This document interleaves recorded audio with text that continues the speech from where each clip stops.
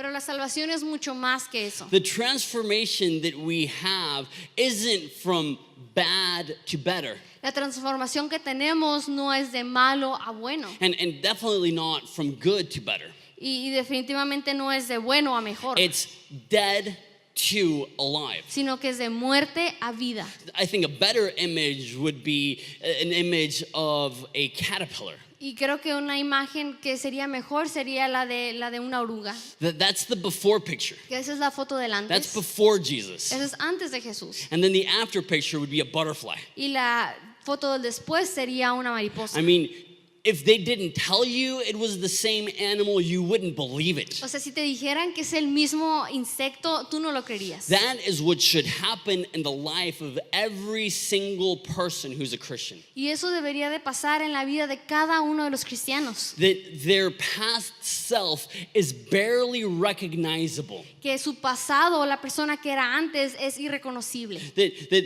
who they were before, they could say, that is dead, that is long gone. Que la persona que eran antes de ser salvos ya está muerta, ya no es más. And even for me, who I grew up in a church, E incluso para mí, que yo crecí en la iglesia, I didn't live a promiscuous life. I didn't live a life full of substance abuse or anything like that. yo no viví una vida llena de promiscuidad o de consumir sustancias.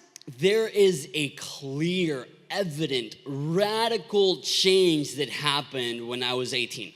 Pero sí hay un cambio muy radical que sucedió cuando tenía 18. Those of you, well, most of you don't know me from back then. Muchos de ustedes no me conocen de aquel But tiempo. those of you that do know this, Pero los que sí me conocían lo saben. like an absolutely different person. Es como una persona completamente diferente. I believe part of the reason why taking over the church was so hard and so many people were against that decision 6 years ago Y creo que una de las cosas más difíciles cuando tomé cargo de la iglesia y que muchas personas estaban en contra is because they saw the before picture. es porque ellos vieron la foto del antes. They're like, that worm is going to lead us? Dice, ¿esa lombriz nos va a guiar?